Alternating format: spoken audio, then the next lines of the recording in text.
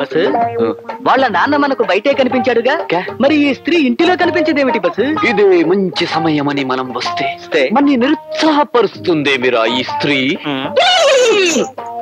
ఏ గుడ్డివాడు గారు, ఇక్కడికి ఎందుకు వచ్చావు? అందుకేనా? బస్సు బస్సు డైరెక్ట్ గా పాయింట్ వచ్చే బస్సు, లేకపోతే వాళ్ళ నాన్న వచ్చేస్తాడు. చూడు చిట్టి తల్లి, నేను మంచి మూడ్ లో ఉన్నాను, నువ్వు రాసుకో. ఈ రోజు ఉదయం ఒక సంఘటన జరిగినది స్త్రీ. నేను ఒక జ్యోతిష్కుడిని కలవడం సంభవించినది స్త్రీ. రెండవసారి కూడా స్త్రీ. ఆ జ్యోతిష్కుడు నాకు అశ్విని జాతి స్త్రీతోనే కళ్యాణం అవుతుందని మనవి చేసిన స్త్రీ. ముచ్చటగా మూడవసారి కూడా స్త్రీయే. కానీ నా మనసంతా నీవీదే ఉన్నది స్త్రీ. ఈ స్త్రీ. కానీ నువ్వు అశ్విని జాతి స్త్రీ అని నేను కాదు, శంకిని జాతి స్త్రీ అని వీడు. ఇద్దరు వాదించుకున్నాం, ఇక్కడికి వచ్చాం. ఇంతకీ నువ్వు అశ్విని జాతి స్త్రీవా? ఆగు బస్సు, లేక శంఖిని జాతి స్త్రీవా? నేను ఏ జాతి స్త్రీనో నాకెలా తెలుస్తుంది? Point bus. నువ్వు అశ్విని జాతి స్త్రీవైతే నీ వీప్ మీద ఊసరికాయంత పుట్టుమచ్చుంటుంది. ఆగండి. నువ్వు ఆగు. అవును, ఒకవేళ వీపు మీద పుట్టుమచ్చ లేకపోతేనా? మచ్చ నా బొంద. ఊరికే ఆ వీపు తాలూకు అందమైన ఫోటోలు తీస్తే అవి ఎప్పుడు కావాలంటే అప్పుడు చూసుకోవచ్చు, మన గ్రంథంలో రాసుకోవచ్చు. Okay okay. గుళిక 612 ఉందా? కనబడిందా? ఉంది. 10 పైసలంత లేదు గాని 5 పైసలంత ఉంది. ఒరే, సగం నేనే గెలిచాను. కాదు బస్సు, ఈవిడ ఖచ్చితంగా శంఖిని జాతి స్త్రీయే. ఆ జాతి స్త్రీలకు మోకాలి పైన జామకాయ అంత పుట్టుమచ్చుంటుంది, కావాలంటే చూసుకో బస్సు.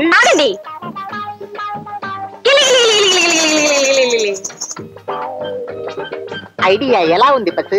బ్రహ్మాండంగా ఉంది. మొత్తం అందాల్ని కింద నుంచి పైదాకా చూడొచ్చు. కెమెరా రెడీ చేశాను, దొరకగానే నొక్కేస్తాను.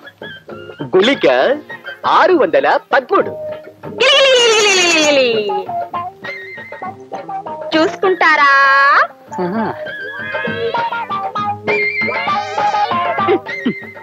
ఇదేమిటి? అక్కడ పుట్టు మచ్చ లేదుగా. నీకెలా తెలుసు చిట్టి తల్లి? రోజు స్నానం చేసేటప్పుడు నేను చూసుకుంటానుగా.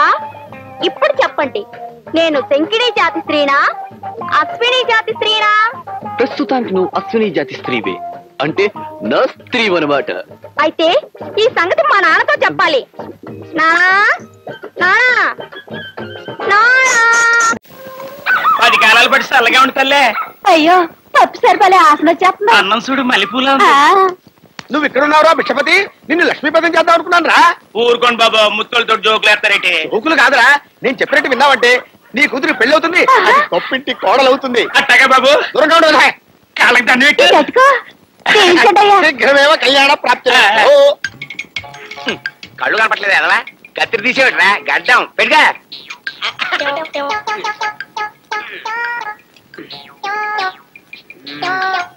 ఆహా, ఎంత మనోహర దృశ్యం అండి, ఎంత పరస్పర సహకారం అండి.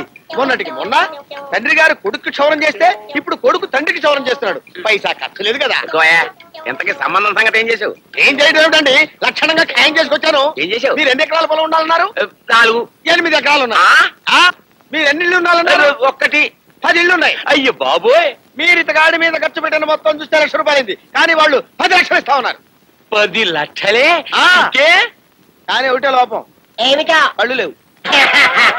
నాయనలు అమ్మాయి ఊరుకా.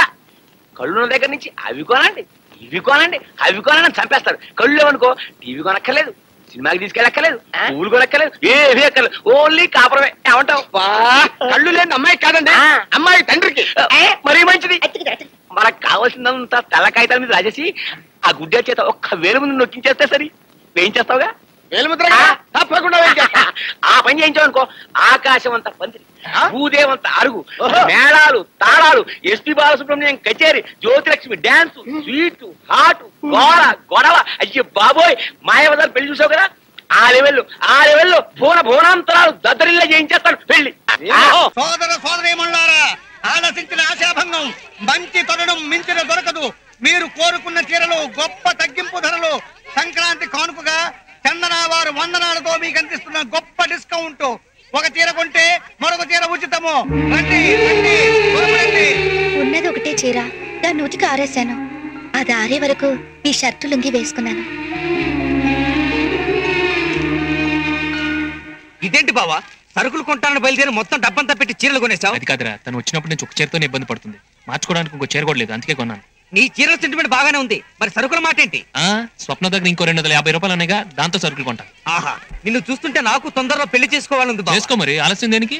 తీరా పెళ్లి చేసుకున్న తర్వాత ఈ చీరల కొట్టో డిస్కౌంట్ ఎత్తేస్తే ఎందుకైనా మంచి కనుకొస్తాడు. వద్దులే వద్దులే, ఉంటాయి.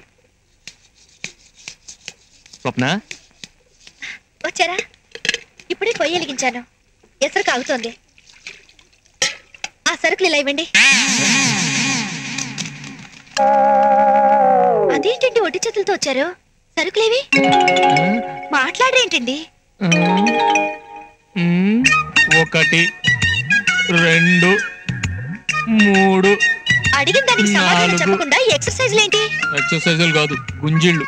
తప్పు చేస్తే గుంజిలు తీయాలి, నువ్వేగా చెప్పావు. ఇప్పుడు మీరు చేసిన తప్పేంటి? మన ఇంట్లో హాల్ ఉందా? ఆ హాల్లో ఉయ్యాల బల ఉందా? ఆ ఉయ్యాల బల మీద ఒక ప్యాకెట్ ఉంది, వెళ్ళి తీసుకురా. 8 9 16 17 ఏంటండి ఇది? తీసి చూడు. 19 20 21 చీరలు.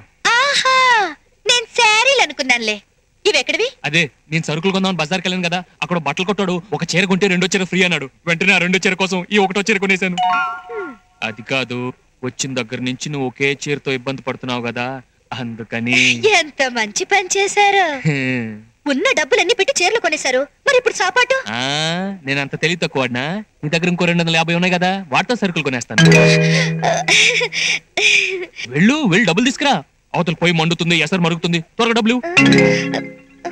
ఏంటా ఎరుచూపులు? డబ్బులు దమ్మంటే ఇది ఒకసారి పట్టుకోండి. నువ్వేం తప్పు చేసావే? మన ఇంట్లో పడగది ఉందా? ఆ పడగదిలో పట్టు మంచం ఉందా? ఆ పట్టు మంచం మీద ప్యాకెట్ ఉంది, వెళ్ళి తీసుకురండి. 7 8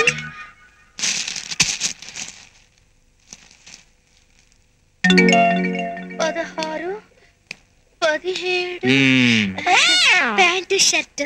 ఆహా, చొక్కా లాగు అనుకున్నానులే. అది కాదండి, మీరు అన్ని పాత బట్టలే వేసుకుంటున్నారు. మగాళ్ళు 10 మందిలో తిరిగేవాళ్ళు, పైగా ఓనర్ తర్వాత ఓనర్ అంతటి వాళ్ళు. అవునవును, కాదని కళ్ళ కూడా అనలేదే. మరి మంచి బట్టలు ఒక జత కూడా లేకపోతే ఎలాగండి? అందుకని. ఎంత మంచి పని చేసావో, ఉన్న డబ్బులను పెట్టి బట్టలు కొనేసావు, మరి ఇప్పుడు సాపాటు? అది చీరలు కొనేటప్పుడు ఆలోచించాలి. ప్యాంటు షర్ట్ కావాలి నేను అడిగానా? నేను మాత్రం చీరలు కావాలని మిమ్మల్ని వేధించానా? పౌరుషానికి ఏం తక్కువ లేదు. డబ్బు ఖర్చు పెట్టేటప్పుడు వెనక ముందు ఆలోచించక్కర్లా.